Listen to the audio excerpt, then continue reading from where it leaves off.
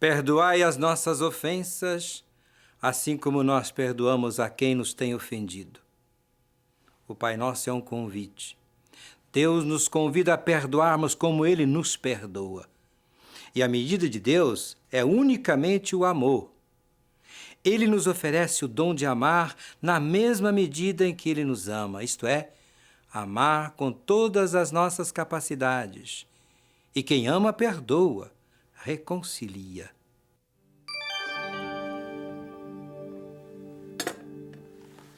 Nós, seres humanos, somos frágeis e limitados. Mais do que má intenção, a maioria de nossos erros nasce de nossa fraqueza e incapacidade. Geralmente erramos tentando acertar, mas com o pecado é diferente. Ele manifesta-se no egoísmo, na ambição de ser mais e melhor do que os outros, no orgulho, na injustiça, na ganância, na intenção de destruir e de explorar pessoas e recursos da natureza em benefício próprio. Roubo, assassinato, injustiça, miséria. Olhando para a realidade, vemos o pecado que escraviza o ser humano e a sociedade, fere a terra, a natureza e todos os seus habitantes, impede a realização do projeto de Deus, que é vida e felicidade para todos. Fomos feitos para a convivência. Ao longo do tempo, definimos critérios éticos e morais de relacionamento. Criamos normas para disciplinar as pessoas e educá-las para o bem. No entanto, corremos o risco de cair no legalismo, julgando e condenando sem misericórdia. Muitas vezes, as atitudes erradas são resultado de situações que desconhecemos, e o olhar de Deus sobre a pessoa é diferente do nosso, habituado a julgar e condenar. Os povos antigos relacionavam a conduta humana com a reação da divindade. Para eles, a quebra de regras, crenças e tabus interferia nas relações com o transcendente, o que prejudicava a harmonia da organização religiosa e social. Os fenômenos naturais e climáticos, como vulcões, tempestades, terremotos, enchentes, secas, além das doenças e epidemias, eram considerados castigos por causa dos pecados do povo ou de determinadas pessoas. Os rituais religiosos e os sacrifícios visavam apaziguar a ira dos deuses e normalizar o equilíbrio da vida pessoal e social.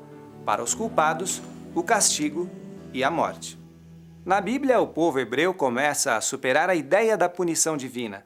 Compreende que Deus não castiga, mas prefere que o pecador tome atitudes, reconheça o pecado, peça perdão, repare o mal cometido e decida-se a não mais pecar.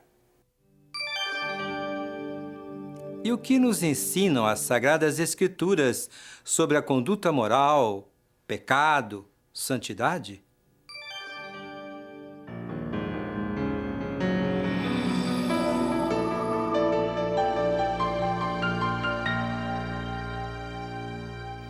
Na Bíblia, o povo hebreu compreende o projeto de Deus para a convivência humana, pessoal, familiar e social. As atitudes de egoísmo, ganância, injustiça e opressão foram consideradas inaceitáveis na relação com Deus e com os irmãos. A santidade de Deus refletia-se na santidade de cada pessoa e de todo o povo, apelando para a conversão. Se já havia a prática de súplica de perdão individual, nasce agora o pedido de perdão comunitário. Muitas passagens bíblicas mostram essa consciência do povo de Deus. vejamos Isaías, o seu grande movimento profético que vai gritar pela defesa da vida. Tirai da minha vista as más ações, cessai de praticar o mal, aprendei a fazer o bem, fazei justiça ao órfão, defendei a causa da viúva. É aí que o Senhor Yahvé abranda o coração e vai dizer: mesmo que os vossos pecados sejam como escarlate, tornar-se-ão brancos como a neve. Outra bela passagem bíblica refere-se ao rei Davi. Ao ser advertido pelo profeta Natã, o rei reconhece que cometeu um pecado gravíssimo. O que ele fez? Mandou que o comandante Urias ficasse nas primeiras filas de combate. Davi desejava que Urias morresse para ficar com a esposa dele. É o Salmo 50 que conta a confissão de Davi e sua súplica por perdão, um gesto confiante no amor compreensivo de Deus. Esta oração será para sempre o testemunho de um coração sincero, amoroso, um coração que se deixou transformar pela misericórdia de Deus. No Novo Testamento, Jesus confirma a revelação divina sobre a misericórdia de Deus e o perdão. Mas vai além de tudo isso. Ele assume a missão que o Pai lhe deu de libertar as pessoas das amarras do pecado e restaura nelas a vida plena e abundante. João Batista apresenta Jesus como o Cordeiro de Deus que tira todo o pecado do mundo. O Cordeiro sacrificado marcou a libertação do povo da escravidão no Egito. Assim também Jesus, com sua vida, morte e ressurreição, experimentou as consequências do pecado. Viveu todo o sofrimento, humilhação, abandono e destruição que um ser humano pode sofrer. Jesus, por ter sido fiel ao Pai, ressuscitou. Libertou a humanidade da escravidão do pecado e da morte e abriu para todos e todas a porta do reino de Deus. Não importa o quanto alguém está sofrendo, Jesus sempre dirá: filho, filha, eu compreendo sua dor e estou a seu lado. Sei o que isso significa porque também sofri. Nos evangelhos, Jesus se revela como libertador do ser humano integral. Isso inclui suas feridas interiores e as amarras do pecado. Ao ver diante de si o paralítico descido pelo telhado, Jesus lhe diz: filho, teus pecados te são perdoados. Os líderes religiosos estranham o gesto do Messias. Afinal, eles tinham na doença a prova de que a pessoa era pecadora e abandonada por Deus. Jesus então dá uma prova bem diferente, a de que por meio dele, Deus acolhe, perdoa e liberta. Retira o pecador de sua situação humilhante e restaura sua dignidade. Ele diz ao paralítico: levanta-te e anda.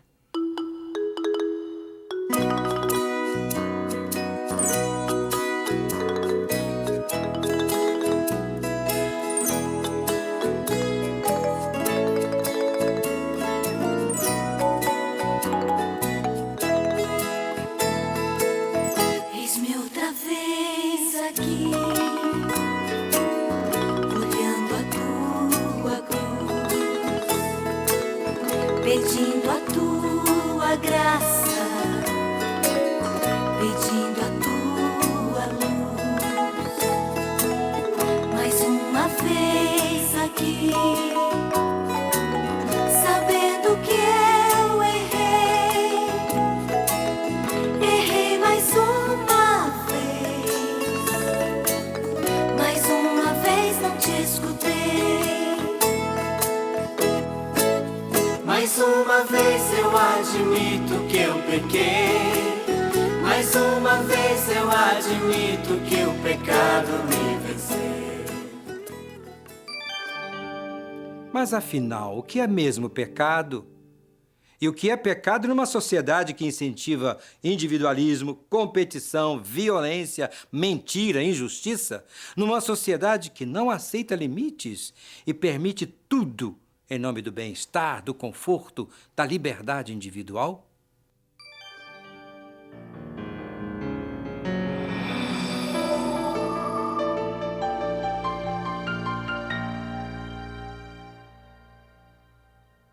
Para a pessoa que tem fé, qualquer atitude que desrespeita, agride e prejudica a vida em todas as suas manifestações, nasce do pecado.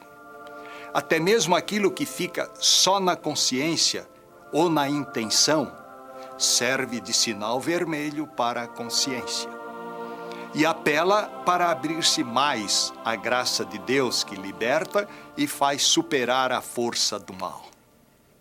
O mal que desejamos, fazemos ou apoiamos, o que não denunciamos nem combatemos, assim como o bem que omitimos.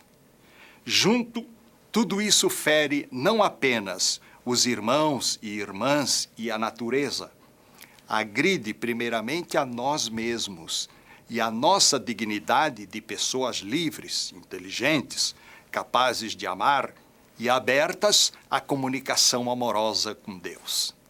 Pecar é fechar-se ao projeto de Deus para nós, é desumanizar-se e relacionar-se com tudo e com todos de forma desumana. Caminhar para a santidade, como nos pede a Bíblia, é assemelhar-nos a Jesus, o Deus que se tornou humano para que pudéssemos viver como Ele viveu. Amar como Jesus é tratar os outros com humanidade, como Ele o fez. As atitudes contrárias são fruto do pecado. Para ajudar-nos a compreender o pecado, a Igreja usa uma linguagem um pouco técnica.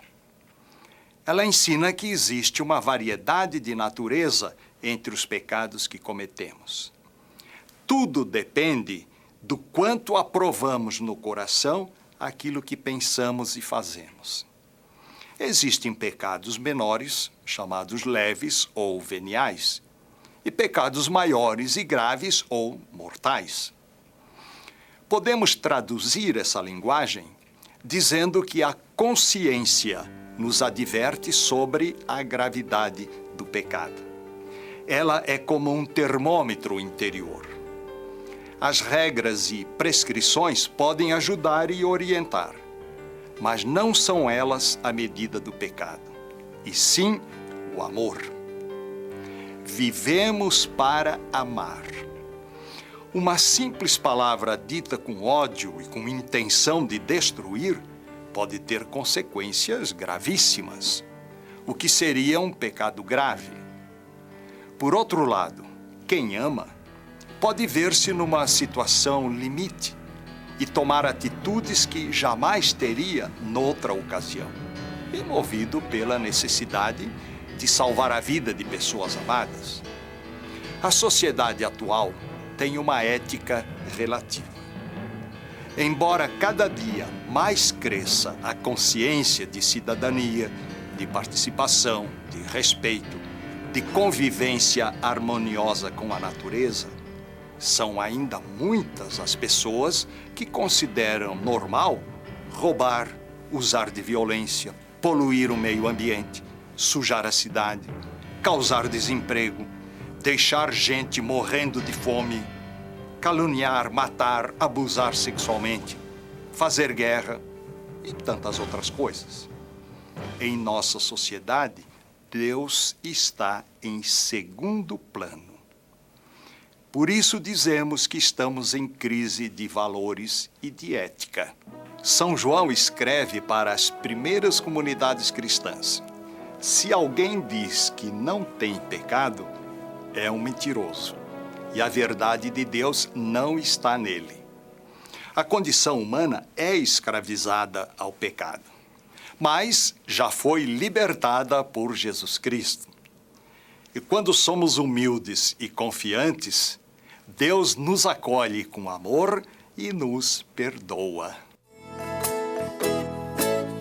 Mais uma vez eu admito que eu pequei. Mais uma vez eu admito que o pecado me venceu. Por isso eu venho aqui pra confessar o meu pecado, pedindo pra ser perdoado, porque tu sabes restaurar,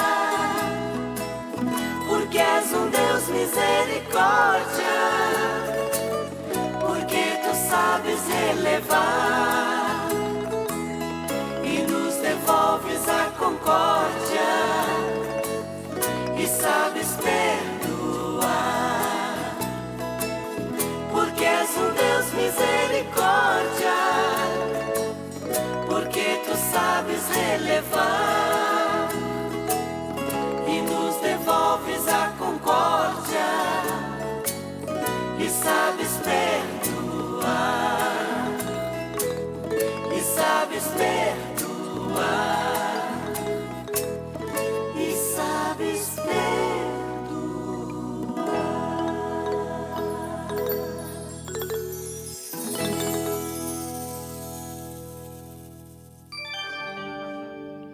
Mas, se somos pecadores, caímos em pecado, quais são os meios para sermos perdoados, libertados deste mal?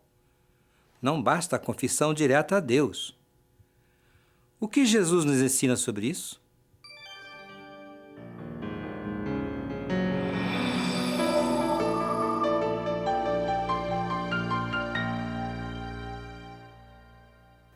Depois de sua morte e ressurreição, Jesus deixou o dom de sua graça transformadora. Ela nos é dada de modo pleno no sacramento da reconciliação. O sacramento do batismo nos mergulha na vida da graça, que supera todo pecado. A confirmação nos traz a força do Espírito Santo, que liberta e santifica. Mas nós somos frágeis, facilmente nos fechamos à graça de Deus. Por isso, podemos contar com o sacramento da reconciliação. Ele reabre o nosso coração para Deus, cicatriza as feridas do pecado. Sempre que sentimos necessidade, podemos procurar esta fonte de vida nova. Jesus ressuscitado apareceu aos apóstolos. Foi quando lhes deu o dom de serem mediadores da reconciliação entre Deus e a pessoa que procura a sua misericórdia. Ele mesmo nos diz estas palavras: recebam o Espírito Santo. A quem vocês perdoarem os pecados, eles serão perdoados. A quem vocês não perdoarem, eles serão retidos. Os sacerdotes participam do ministério dos apóstolos. E mesmo sendo frágeis como nós, receberam, pelo sacramento da ordem, um dom muito especial de compartilhar com todos, com toda a humanidade, na Igreja, o perdão e a misericórdia de Deus, por meio do ritual sacramental da reconciliação. O que fazer para receber o perdão de Deus? Há alguma orientação, alguma norma por parte da Bíblia e da Igreja? Na parábola do Pai Misericordioso, muito conhecida como parábola do Filho Pródigo, Jesus revela quem é Deus, como Ele nos ama. Mas revela também os passos interiores que Deus nos convida a dar para acolher o seu grande amor misericordioso quando nós pecamos. A história é como uma radiografia de nossa própria vida. Quem de nós não se sente de vez em quando no lugar do filho pródigo? O filho mais novo sentiu-se autossuficiente, pediu sua herança e foi embora para longe. Foi gozar a vida insensível ao sofrimento do pai. Após esbanjar a herança, com caprichos, interesses pessoais, ficou na miséria. Não teve ajuda de ninguém. Sentiu saudades da casa paterna E então caiu em si. Percebeu que tudo na sua casa era fruto da bondade do Pai para com todos, inclusive os servos.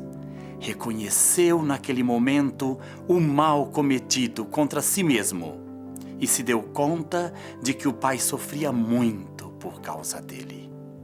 Encheu-se de confiança filial, porque sabia que o seu Pai, além de ser bom para com todos, o amava com amor único e pessoal.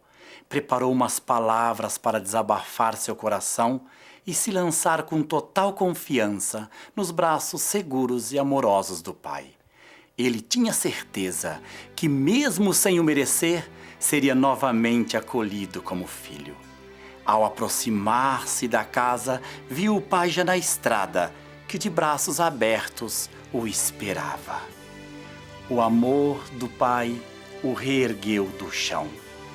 Revestiu-o com veste nova, deu-lhe o anel da dignidade restaurada, convocou uma grande festa. A plenitude do perdão e do amor foi muito além daquilo que o jovem humilhado pensava merecer. É assim a justiça de Deus para conosco, não é punição. Deus seria injusto se nos punisse.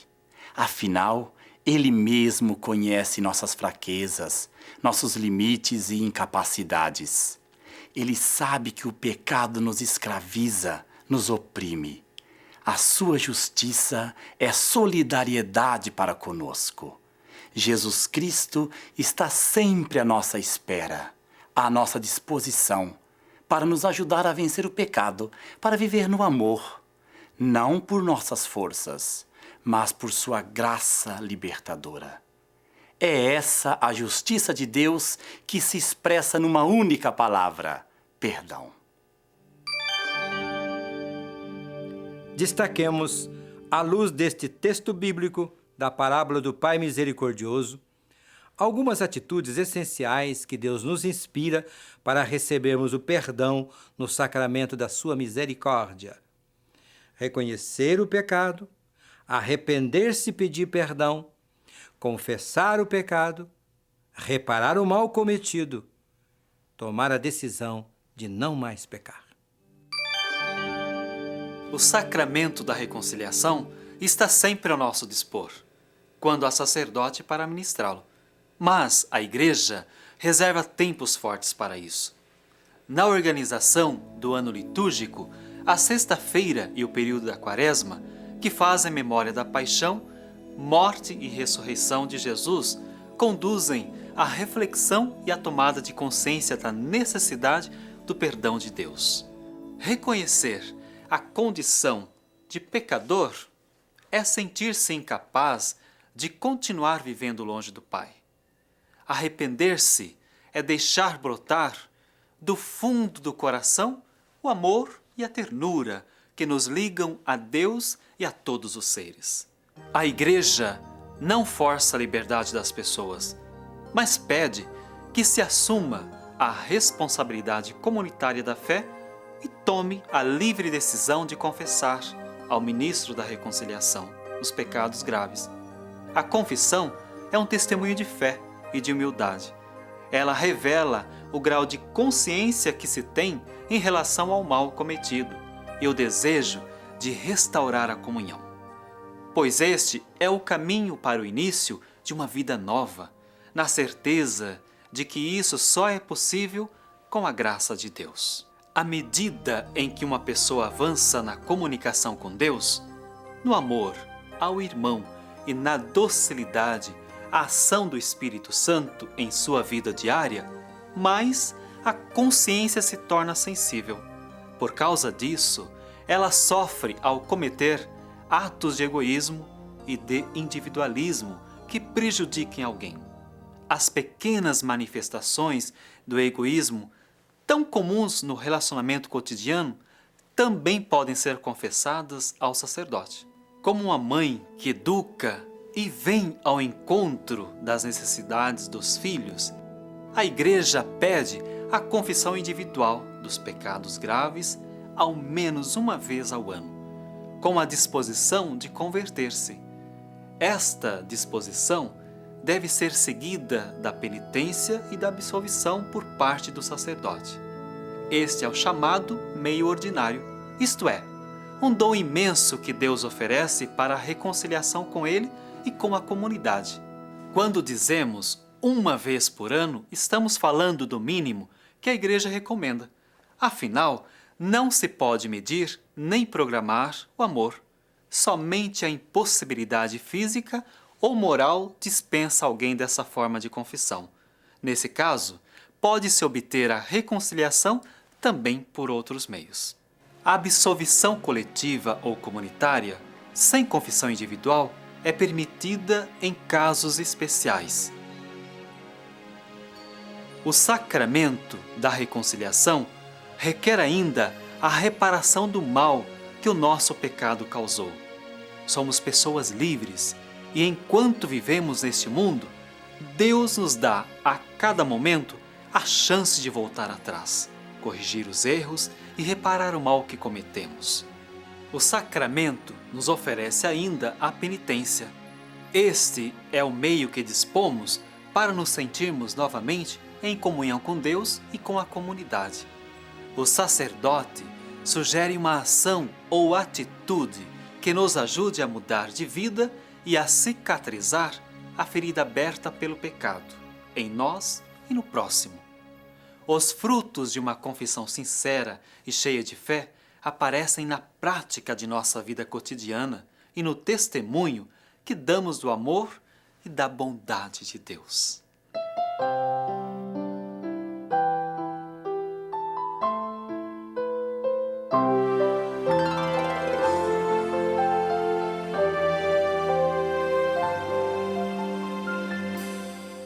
Só tu tens o poder de converter e perdoar um coração.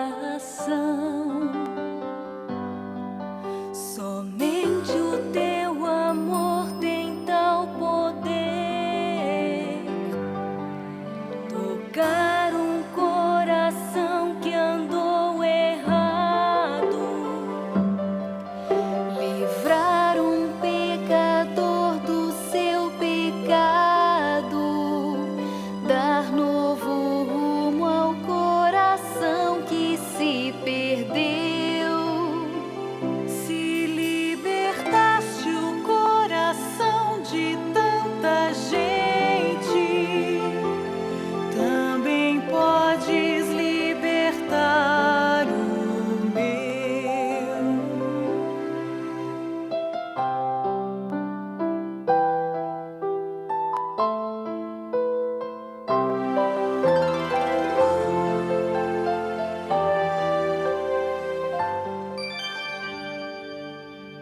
Refletimos sobre o dom do perdão que Deus nos oferece na Igreja por meio do sacramento da reconciliação.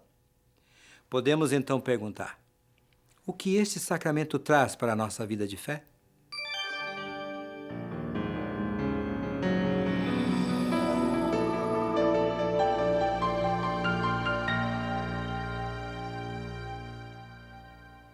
São muitos os frutos do sacramento da reconciliação. Por meio dele, somos libertados das amarras do pecado. Além disso, reatamos a comunicação amorosa com Deus, com a Igreja, com as pessoas, com a natureza e conosco mesmos. Em nós acontece a remissão, isto é, somos novamente imersos no mistério pascal de Jesus Cristo, Redentor. Com sua morte e ressurreição, ele nos liberta do pecado e de seus efeitos. E compartilha conosco a vida plena e eterna em Deus. Essa graça sacramental nos dá força para vencermos as tendências de pecado e testemunharmos a fé por meio de nossa prática. Assim, a vida de oração e caridade, o bem que fazemos e a participação na Eucaristia são fontes da graça transformadora do Espírito Santo. A Igreja denomina indulgência essa restauração de nossas forças. É um ato indulgente de Deus que não pune. Antes, eleva quem caiu. O gesto lembra a mãe indulgente que se abaixa e ergue nos braços e conforta a criança que se machucou depois de uma travessura. Este é o significado da palavra misericórdia. A indulgência é como a herança filial.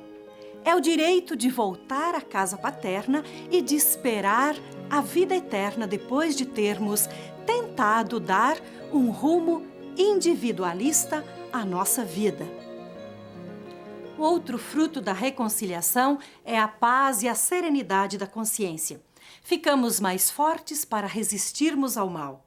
A graça da reconciliação impulsiona a fazer o bem, a buscar e a dar perdão, a trilhar o caminho do amor a Deus e ao próximo, a amar e a reverenciar a natureza, obra do Criador. A Bíblia e a Igreja resumem em 3 palavras a busca da conversão, isto é, do direcionamento da vida para Deus: o jejum, a esmola e a oração. O jejum significa superar aquilo que não sintoniza com Deus e com o seu projeto de salvação. É renunciar a Satanás e às suas obras. E a primeira vez que nós fizemos isso foi no batismo. Para superar a ilusão de felicidade que o mal oferece, precisamos a cada dia vencer o egoísmo, adquirir o autodomínio por meio de pequenas renúncias cotidianas, satisfações pessoais, sede de poder, de prestígio, de ser melhor que os outros, necessidade de criticar, de fazer fofocas. O jejum pode ser cotidiano. Por exemplo, renunciando a alimentos supérfluos e compartilhando-os com quem tem fome. Além do jejum, existe a esmola.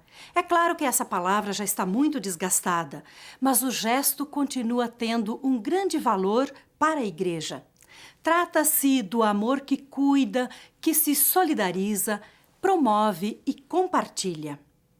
Nas comunidades cristãs do Novo Testamento, a esmola significava a igualdade de bens. Ninguém podia reter para si o que não era necessário, deixando o irmão passar necessidade.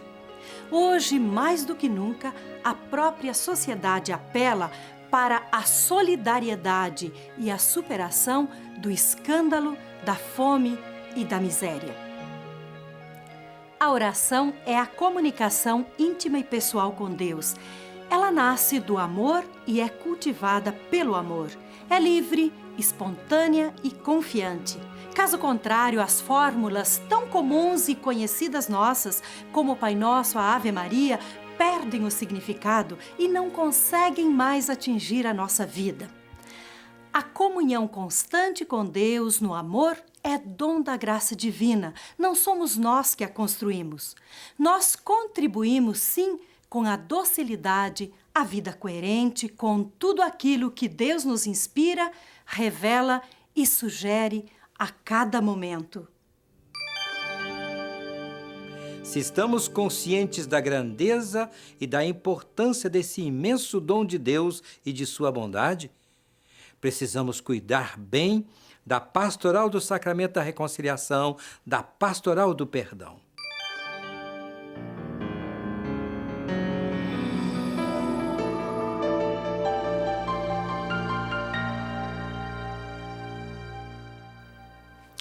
Assim como os demais sacramentos, é fundamental zelar para que o da reconciliação seja valorizado e bem celebrado. E aqui estão algumas orientações pastorais básicas. Retomar periodicamente e com criatividade a formação sobre este sacramento. Leituras, reflexão, diálogo. É importante na Quaresma, nas sextas-feiras e em outras ocasiões propícias, refletir sobre a conversão. Ela é a comunicação constante com Deus, essencial na vida cristã.